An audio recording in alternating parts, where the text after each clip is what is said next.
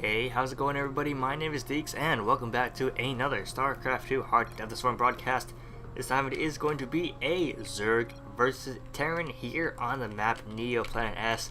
And judging by down here you can see who the players are, but I'm just going to introduce them anyway. Spawning up here in the upper right of Neo Planet S, it is going to be the red Terran player Millennium's ForGG, and it is going to be the blue Zerg player spawning down here in the lower left. It is going to be Team Liquid's LiquidRet, and when you are watching, and I am going to be, and when as of the upload of this video, I'm going to be on vacation, so just gonna cast some games from this LiquidRet Replay Pack to kind of put up over the days of the vacation, even though like 5 people watch these videos. Probably even less than that. I feel obligated to continue bringing semi-decent, terrible content. So that is why I am on vacation as of the upload of this video. But LiquidRet Replay Pack galore, and ForGG on Team Millennium, famous for losing medevacs full of units to his own Widow Mines versus Stefano in WCS Europe Season 1 finals or whatever it was. I don't think it was the finals, but it was like round of 8 or something. Yeah, I think it was WCS Europe round of 8 Season 1. On this exact map, actually, spoiler alert, where ForGG was completely ahead, about to completely crush Stefano when he loaded up his medevacs, tried to drop the main, and then the medevacs got completely destroyed by the Widow Mines trying to kill the banelings that were right underneath the medevacs. Until the medevacs all died, and Stefano somehow won that game, even though he was like 50 supply behind the entire game. So ForGG definitely known for that loss to Stefano, just completely throwing away that game.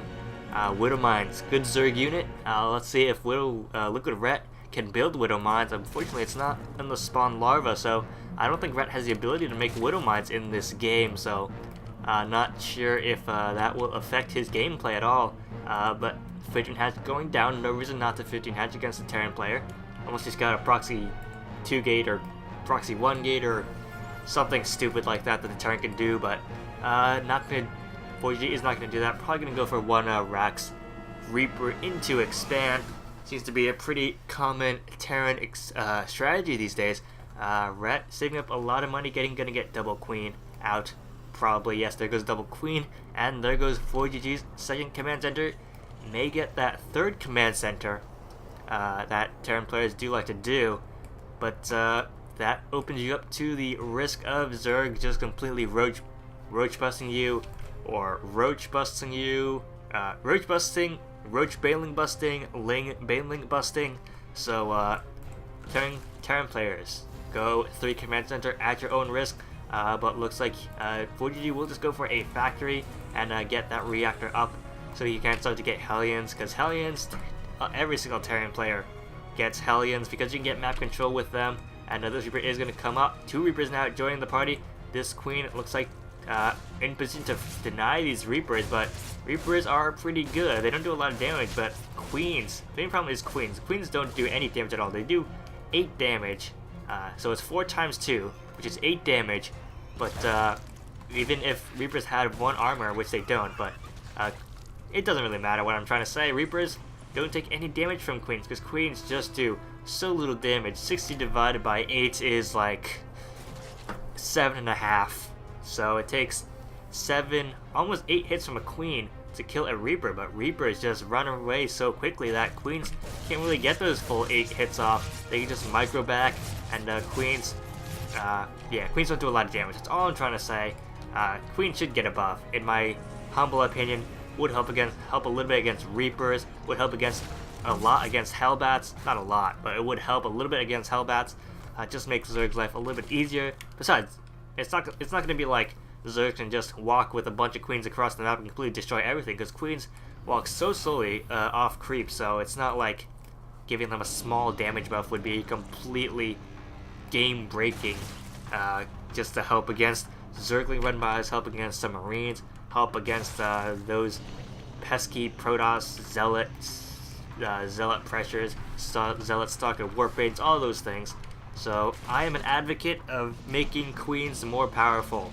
I don't know, maybe even making it 5 times 2 damage instead of 4 times 2. That might even be helpful.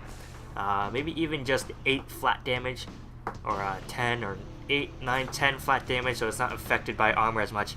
Because even if a unit has 1 armor, it's now down to 3 times 2 damage.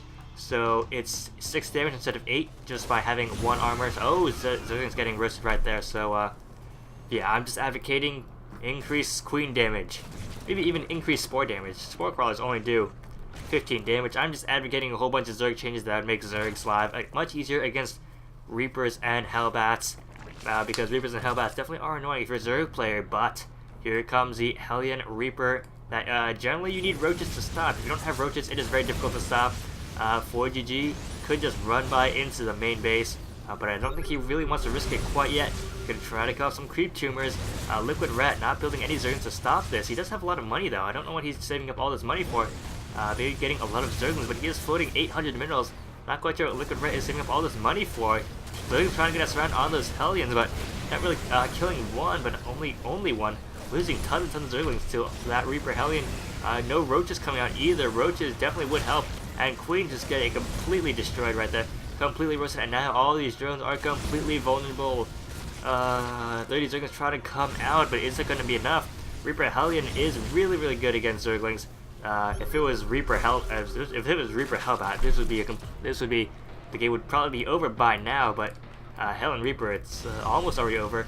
If Rhett loses a lot of his drones, but he hasn't yet. Zerglings trying to get a good surround. I think that is a good surround, losing a lot of his Reapers and Hellions. No, Reapers have gone down, but losing a lot of his Hellions.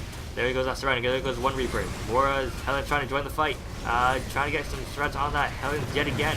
Killing a lot of those Hellions, but losing not very cost efficiently at all. Not larva efficiently, not cost efficiently at all. That's why roaches generally are pretty good against Reaper. That's generally why Zerg players get a lot of roaches against Terran players to stop this kind of attack. But yeah, Rhett not getting roaches at all. So losing a lot of larva and a lot of Zerglings and resources trying to kill off those Reapers and Hellions. That's generally why you don't Zerg players go roaches, but able to hold off that attack while getting his economy quite nicely.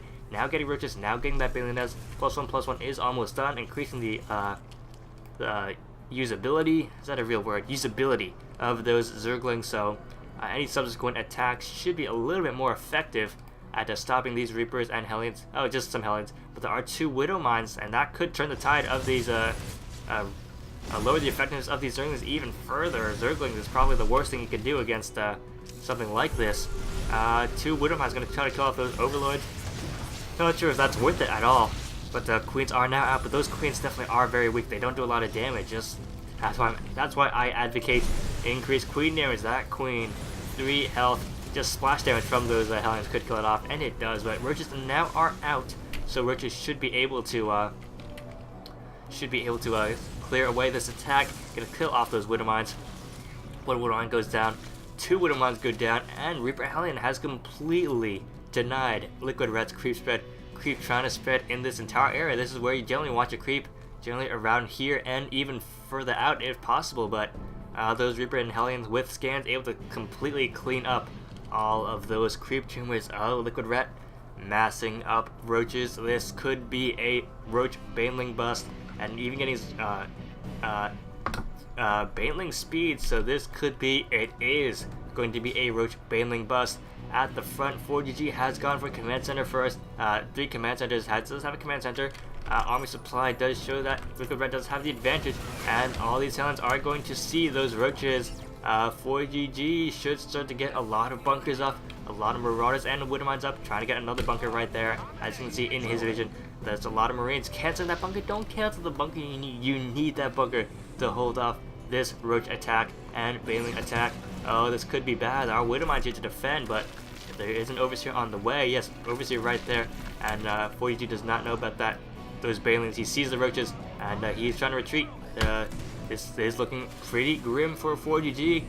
As these banelings come in, baneling speed is done. That's a lot of banelings. We're just gonna go up to this 3rd base, and we'll force the lift off.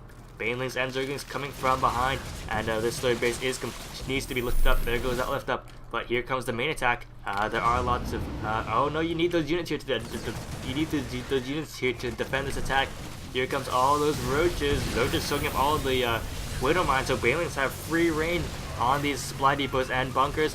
Banelings not quite able to get all the hits because the Zergs are in the way, but there goes those Baneling hits. And SCVs are going to go down. So many SCVs could go down. Oh, there goes all those SCVs. And there's still Wood Mines here. Oh, great Wood Mines hits right there on those Banelings, but is it enough? I don't think so. That's so many roaches. There's not enough Marauders. You need Marauders in this situation. Even a Siege Tank might be good, but there's no factory with a Tech Lab that I can see. Only one factory with a reactor, and that's not going to be enough. Jump over here, killing out the third base. What is it? Well, what good is it going to do? There are units here that can be used to be cleaned up. There's some larvae here, but just probably gonna try to go for some base trade. But even the drones could probably save this. Even the drones could probably save this base right here. I doubt it with the healing power of those medevacs. But roaches and more roach ambulance going to crash into ForGG's base. Now going to camp the production, and this looks over ForGG. Once you camp the production of a Terran, it looks pretty grim, but actually ForGG able to hold that off. LiquidRet actually GG's out of this game. What?